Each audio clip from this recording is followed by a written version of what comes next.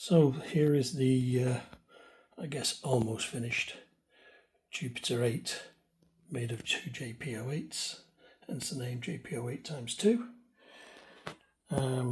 It follows a very similar layout to the Jupiter 8. Unfortunately, I didn't have a joystick, so I'm using pitch bend and modulation wheels, and then I've got the performance section up here, which allows me to do VCO bend, aftertouch, and the standard VCO mod, and the glides, and then the depths and inlet times.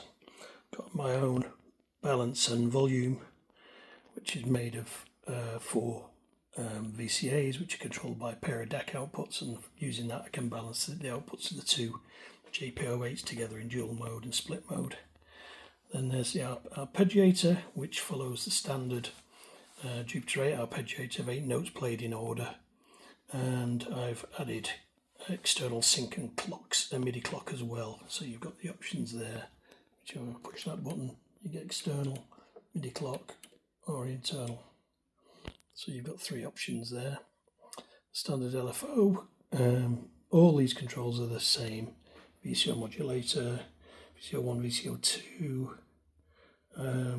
For the low section of the VCO2, actually just put the light on when we're in low mode, so you know. It's very bright, but you get the idea. So that's how that works. The balance, filter section, envelopes 1 and 2. Then there's the effects section. Just stick my finger out of the way.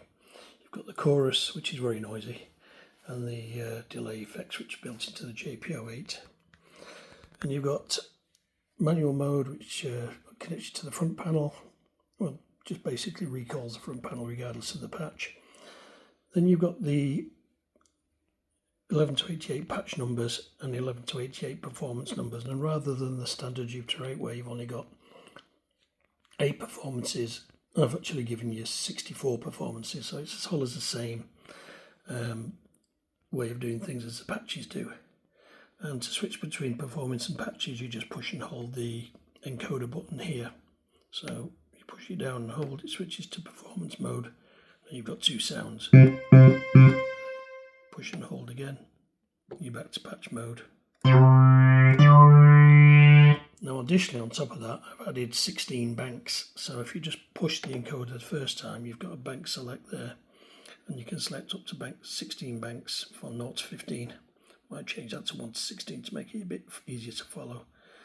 The bank 0 contains the factory sounds, and bank 1 to 8 or whatever contain a load of patches that I've stolen off the internet, various free ones. So for example,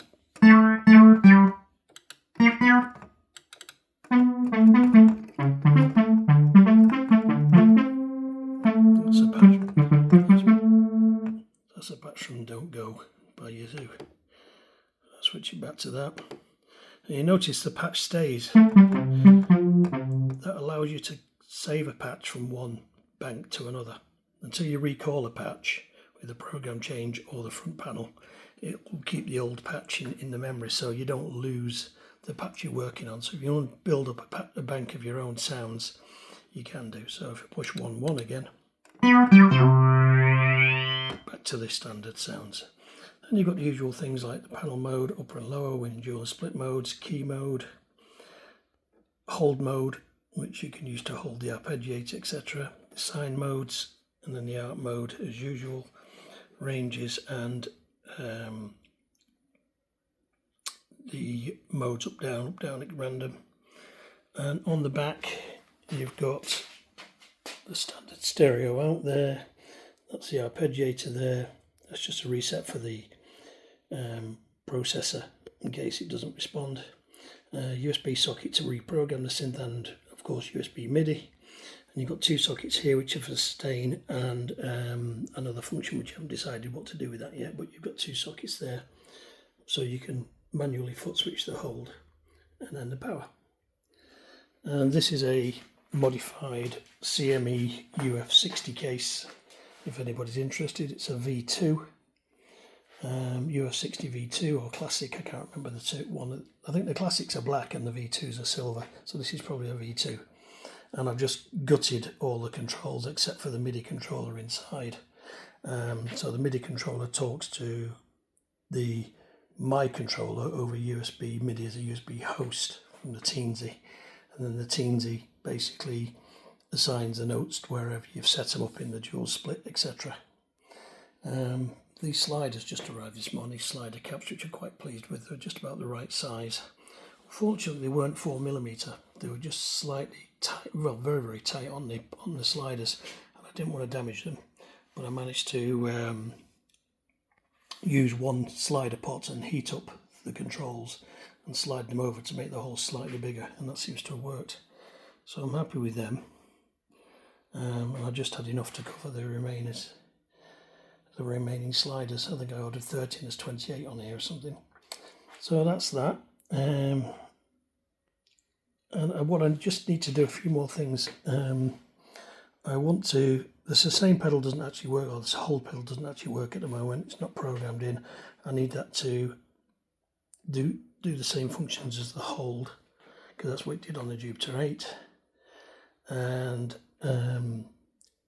at the moment it's using CC messages to control the synth, and that's a little bit sort of like clunky because you only get 0 to 127. I understand that the Jupiter 8's, JP-08's, I should say, when they first came out, understood sysx messages, so which are 0 to 255. So I might switch to sysx and double the resolution for the sliders at least.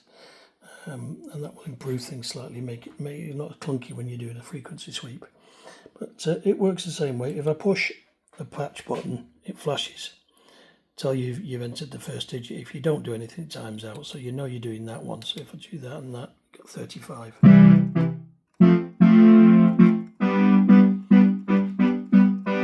And I use the patch numbers as indicators, so you know what mode you're in.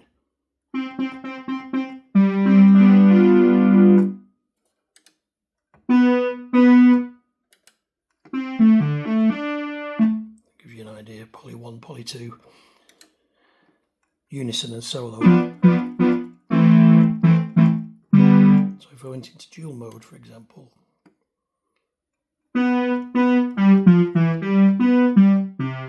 see that's dual mode because 2 notes are being played for everyone. Back to whole mode.